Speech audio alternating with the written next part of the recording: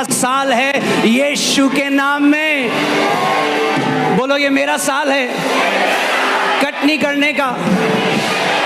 बोलो ये मेरा साल है कट नहीं के नाम में। हालेलुया। बैठ जाइए, मजा आने वाला, मैं आपको बता रहा हूं। मैं परमेश्वर की परमिशन का वेट कर रहा था 10 साल से कि मैं हिंदी में प्रचार कर सकूं। अब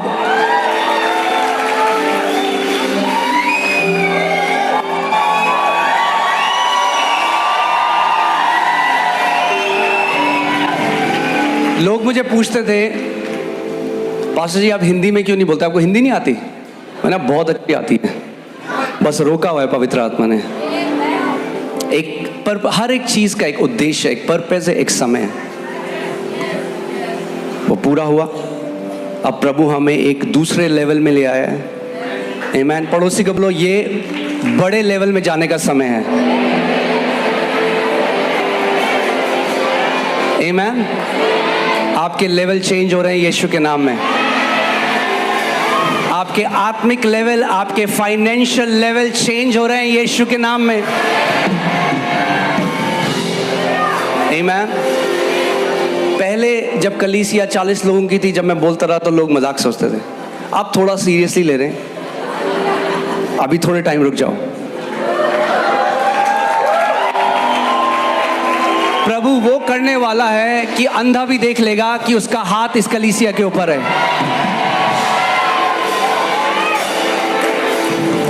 आमीन।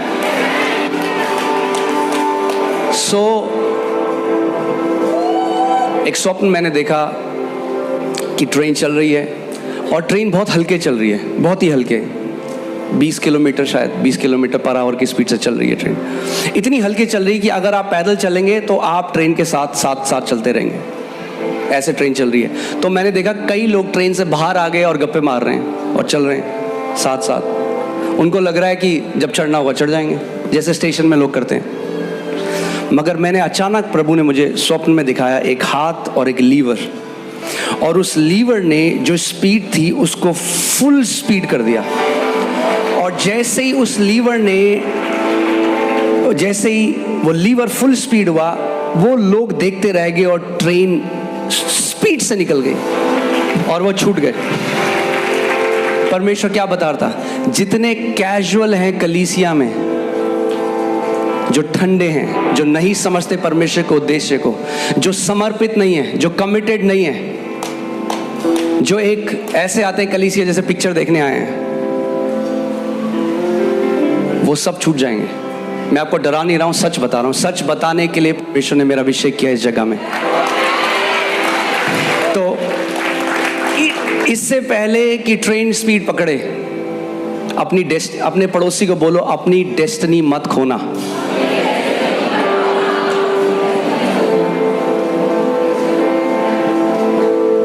आमीन। कलीसिया पिक्चर हॉल नहीं जहां हम पॉपकॉर्न खाएं और कोल्ड ड्रिंक पिएं। बाइबल बताती है हम, ये एक आर्मी है परमेश्वर की, हम एक सेना में हैं। और परमेश्वर का वचन इसीलिए पहला पत्रस 5:9 में कहता है कि हम सतर्क रहें, सोबर रहें, सतर्क रहें, क्योंकि हमारा एक विरोधी है। हालेलुया। हमें सतर्क रहना है, हमें जानना है, हमें समयों को समझना है, हम कौन से समय में हैं, कौन से टाइम में है, परमेश्वर क्या कर रहा है। हमें ये बुद्धि चाहिए, हमें परमेश्वर से ये अनुग्रह मांगना है, ये मांगनी है कि हमें समझ में आए हम कौन से समयों में जी रहे हैं। प्रभु इस समय क्या कर रहे हैं, कि ताकि प्रभु यीशु मसीह जेरूशलेम को देख के रोया, बोला तूने अपने विजिटेशन के टाइम को ना समझा।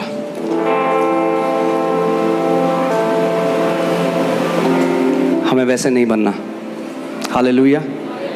हमें अपने विजिटेशन के टाइम को, जब प्रभु का एग्जॉल्ट करने का टाइम है, जब प्रभु का एक परिवार को उठाने का समय है, हमें वो समझना है।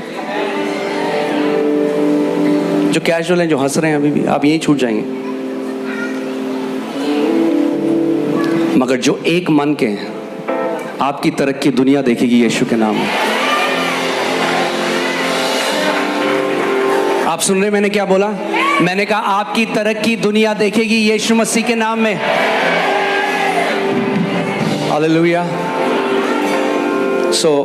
कल एक प्रभु के दास जिनका मैं बहुत आदर करता हूँ, अपोस्टल थॉमस जॉर्ज, वो हमारे बीच में थे। और वो यहाँ से 7 बजे मीटिंग शुरू हुई है, आई थिंक 11:20 या ऐसे 11:30 बजे मीटिंग ख़त्म हुई है। और उसके बाद 1:30 बजे वो अपने घर गए हैं गाज़ियाबाद, और 1:30 बजे हम यहाँ चर्च से घर गए हैं। और बहुत ही पावरफुल सर्विस थी कल, और मेरी उनसे बात नहीं हुई थी, मगर परमेश्वर ने उनको अगुवाई करी कि कैसे परमेश्वर ने वो जगह, वो लैंड हमें दे दिया है। कि आप स्क्रीन में दिखा सकते हैं उस स्क्रिप्चर को। तो और मैंने उनसे कुछ नहीं कहा था, मगर कल सुबह ही मैंने पास्टर राम और पास्टर सैम को कॉल किया, और मैंने उनको कहा कि समय आ गया है जब हम एक अलग बैंक अकाउंट बनाएं अपनी लैंड के लिए, और सबसे पहला बीज मैं डालूंगा उसमें। आमीन। और आप समझिए, जो हम आपको ये बोस्ट में या घमंड में कुछ नहीं बता रहे, हम बस हम एक उदाहरण के रूप में आपको ये इसीलिए बताते हैं कि आप समझे कि हम आपसे कभी भी ऐसा कुछ करने के लिए नहीं कहेंगे जो पहले हमने नहीं किया, वरना हम परमेश्वर की नज़र में दोषी ठहरेंगे। प्रभु ने कहा फरीसी कपटी इसलिए थे क्योंकि दूसरों को कहते थे व्यवस्था को मानो, खुद नहीं मानते थे। परमेश्वर की नज़र में मैं बोऊंगा। Hallelujah, hallelujah. कितने सारे लोग हमारे पास आते हैं, कहते पास्टर जी हमारा किराए का घर है, अब हम कब अपने घर में जाएंगे? बहुत अच्छी बात है, जाएंगे, बिल्कुल जाएंगे। मगर दाऊद कहता है कि क्या ये सही है कि हम अपने आलीशान बंगलों में रहें और परमेश्वर का घर जो है वो खंडर की तरह बना रहे? कितने लोगों में दाऊद जैसा दिल है जो कहते हैं परमेश्वर अगर मेरा घर किराए पे मुझे नहीं चलता तो तेरा घर भी किराए पे मुझे नहीं चलता। आमीन, हालेलुया। हम अपनी भूमि में जाएंगे, हम अपनी लैंड में जाएंगे यीशु के नाम में। आमीन। जो प्रभु ने हमें दी है, मैं नहीं जानता वो कहाँ है, वो कैसी दिखती है, मगर एक बात जानता हूं कि परमेश्वर विश्वास योग्य परमेश्वर है। जो वो कहता है वो करता है। हालेलुया। उसका वचन कहता है मैं मनुष्य नहीं कि मैं झूठ बोलूं, कहता जो मैंने कह दिया, जो बात, जो वचन मेरे मुंह से एक बार निकल गया वो पूरा होगा ही होगा। आमीन। आइए साथ मिलकर इसको पढ़ते हैं। रेडी हैं? साथ मिलकर। हाँ, अब तो मैं ऑल वाला जोक भी नहीं मार सकता। साथ मिलकर 1 2 3। मैं उन्हें उन्हीं की भूमि में बोऊंगा और वे अपनी भूमि में से जो मैंने उन्हें दी है फिर कभी उखाड़े ना जाएंगे। तुम्हारे परमेश्वर यहोवा का यही वचन है। हालेलुया।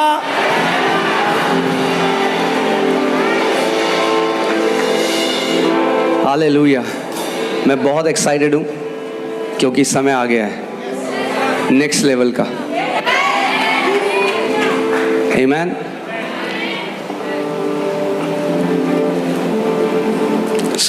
कल जब अपोस्टल थॉमस जॉर्ज यहाँ पे वचन बोल रहे थे, प्रभु ने मुझसे कहा मेरी देहरादून में एक लैंड है छोटी सी और एक घर है। प्रभु ने कहा मैं चाहता हूँ तो वो दोनों बो। प्रभु इससे बड़ा और कोई सौभाग्य नहीं। तो सबसे पहले मैं बोऊंगा, फिर आपसे बोलेंगे। मैं वो लैंड, वो घर, सबसे पहला बीज मेरा। फिर मुझे रात को पास्टर राम का फ़ोन आया, उन्होंने कहा मैं इतना करना चाहता हूँ। मैंने प्रेज़ गॉड। तो लैंड तो आ गई है। पड़ोसी को बोलो लैंड आ चुकी है यीशु के नाम में।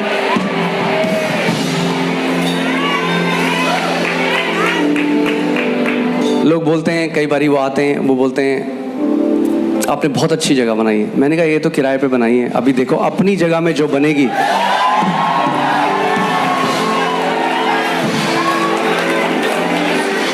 Marvellous house of the Lord. आमीन, आमीन, हालेलुया।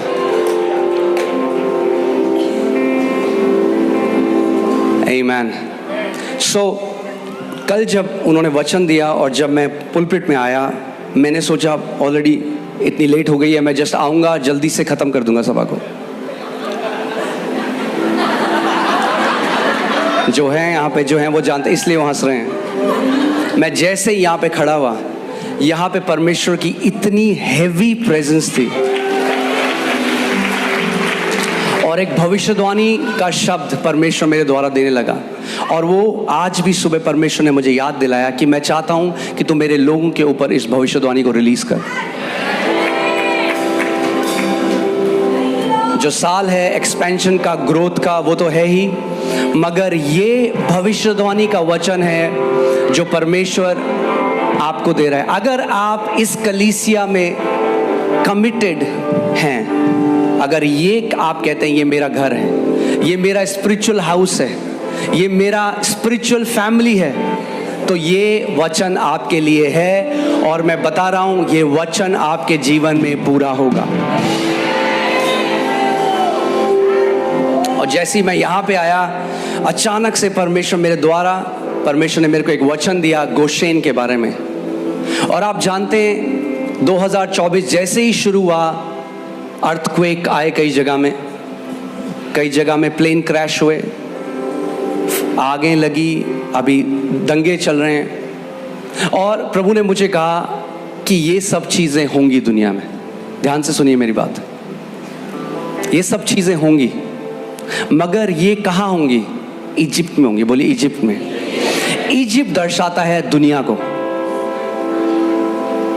आप दुनिया में हैं, मगर आप दुनिया के नहीं हैं। जब इजराइली जो परमेश्वर के लोग थे, जब वो बंधुआई में थे मिस्र में, तो वो एक जगह में थे जिसका नाम था गोशेन। ठीक है, कहाँ पे थे वो? बोले मिस्र में थे।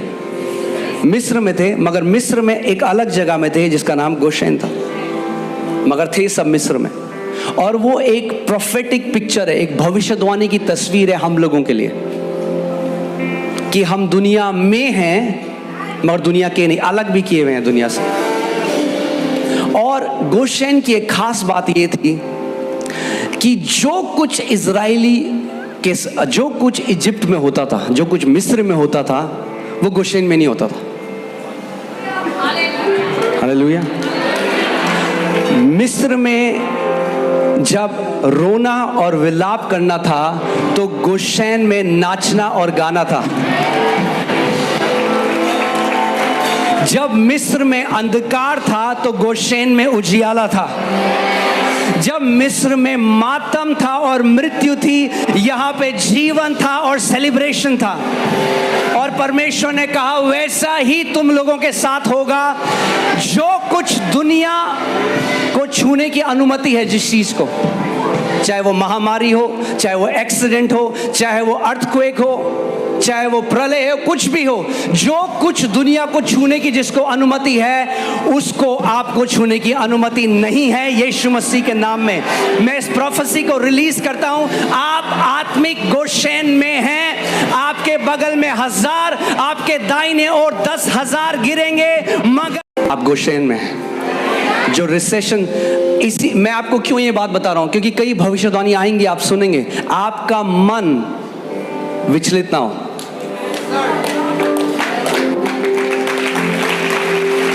जब आप ऐसा कुछ सुने कि दुनिया में महामारी आ रही है, दुनिया में आ रहा है, हाथ खड़े करके परमेश्वर का धन्यवाद कहना प्रभु धन्यवाद, मैं आत्मिक गोशेन में हूं। जो दुनिया को छुएगा वो मुझे और मेरे परिवार को नहीं छू सकता, यीशु के नाम में। Hallelujah, hallelujah. सो दुनिया में जो भी आए, जो भी हो, वो आपके लिए नहीं है, आपके लिए नहीं है।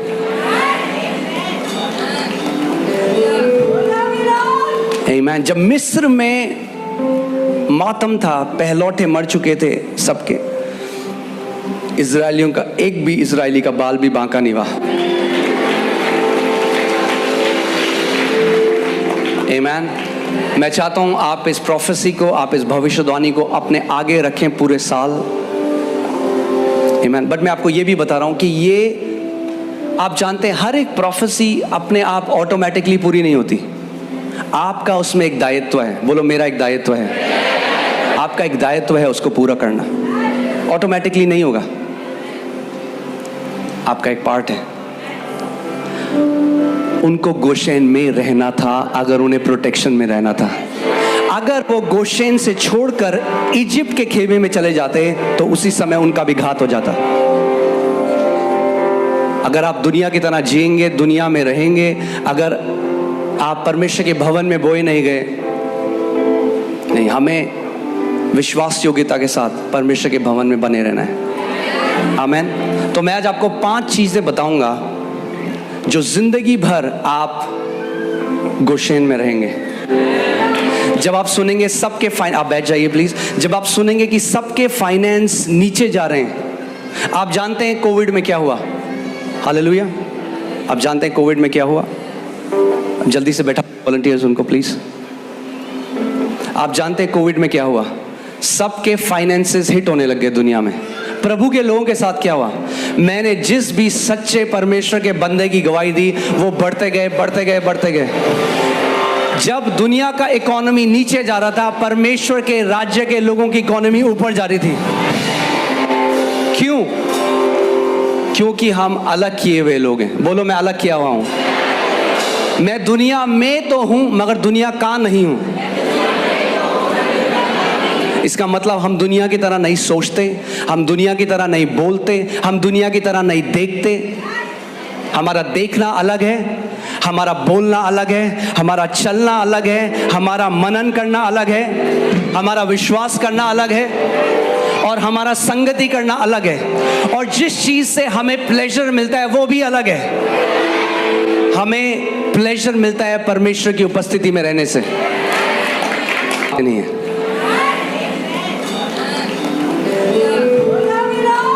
आमीन। जब मिस्र में मातम था, पहलौठे मर चुके थे सबके, इजरायलियों का एक भी इजरायली का बाल भी बांका नहीं हुआ। आमीन। मैं चाहता हूं आप इस प्रोफेसी को, आप इस भविष्यवाणी को अपने आगे रखें पूरे साल। आमीन। बट मैं आपको ये भी बता रहा हूं कि ये आप जानते हैं हर एक प्रोफेसी अपने आप ऑटोमेटिकली पूरी नहीं होती। आपका उसमें एक दायित्व है। बोलो, मेरा एक दायित्व है। आपका एक दायित्व है उसको पूरा करना। ऑटोमेटिकली नहीं होगा, आपका एक पार्ट है। उनको गोशेन में रहना था अगर उन्हें प्रोटेक्शन में रहना था। अगर वो गोशेन से छोड़कर इजिप्ट के खेमे में चले जाते तो उसी समय उनका भी घात हो जाता। अगर आप दुनिया की तरह जिएंगे, दुनिया में रहेंगे, अगर आप परमेश्वर के भवन में बोए नहीं गए, नहीं, हमें विश्वास योग्यता के साथ परमेश्वर के भवन में बने रहना है। आमीन। तो मैं आज आपको 5 चीजें बताऊंगा जो जिंदगी भर आप गोशेन में रहेंगे। जब आप सुनेंगे सबके आप बैठ जाइए प्लीज। जब आप सुनेंगे कि सबके फाइनेंस नीचे जा रहे हैं, आप जानते हैं कोविड में क्या हुआ। हालेलुया। आप जानते हैं कोविड में क्या हुआ। जल्दी से बैठा वॉलंटियर्स उनको प्लीज। आप जानते हैं कोविड में क्या हुआ। सबके फाइनेंसेस हिट होने लग गए दुनिया में। प्रभु के लोगों के साथ क्या हुआ। मैंने जिस भी सच्चे परमेश्वर के बंदे की गवाही दी वो बढ़ते गए, बढ़ते गए, बढ़ते गए। जब दुनिया का इकोनॉमी नीचे जा रहा था, परमेश्वर के राज्य के लोगों की इकोनॉमी ऊपर जा रही थी। क्यों? क्योंकि हम अलग किए हुए लोग हैं। बोलो, मैं अलग किया हुआ हूं। मैं दुनिया में तो हूं मगर दुनिया का नहीं हूं। इसका मतलब हम दुनिया की तरह नहीं सोचते, हम दुनिया की तरह नहीं बोलते, हम दुनिया की तरह नहीं देखते। हमारा देखना अलग है, हमारा बोलना अलग है, हमारा चलना अलग है, हमारा मनन करना अलग है, हमारा विश्वास करना अलग है और हमारा संगति करना अलग है। और जिस चीज से हमें प्लेजर मिलता है वो भी अलग है। हमें प्लेजर मिलता है परमेश्वर की उपस्थिति में रहने से। प्लेजर मिलता है परमेश्वर की उपस्थिति में रहने से। आमेन, हालेलुया। वाह, बहुत मजा आने वाला है, बहुत मजा आने वाला है। मैं बहुत एक्साइटेड हूं, मगर केवल एक्साइटमेंट ही काफी नहीं है। अगर एक देखो, जब एग्जाम होता है ना, जिसने पूरी तैयारी करी है ना, वो बहुत एक्साइटेड होता है कि नहीं? मगर जिसने बिल्कुल पढ़ाई नहीं करी, बहुत डरा होता है। तैयारी करने का समय है, तैयारी करने का समय है। परमेश्वर यहोशू से कहता है, अपने लोगों को बोल कि अपने आप को अलग करें, सैंटिफाई करें, क्योंकि कल को मैं तुम्हारे बीच में बड़े बड़े काम करने वाला हूं। ये समय है तैयारी करने का। पुरस्कार से पहले हमेशा तैयारी है। मैं फिर से बोलता हूं इस बात को, मेडल कभी भी उसको नहीं मिलता जिसने तैयारी नहीं करी। मेडल सिंपैथी से नहीं दिया जाता, मेडल तैयारी का दिया जाता है। आमीन। और परमेश्वर का वचन कहता है वो हमें रिवॉर्ड देने वाला परमेश्वर है, वो हमें पुरस्कार देने वाला परमेश्वर है। तो पड़ोसी को बोलो, पड़ोसी 2024 तैयारी करने का साल है।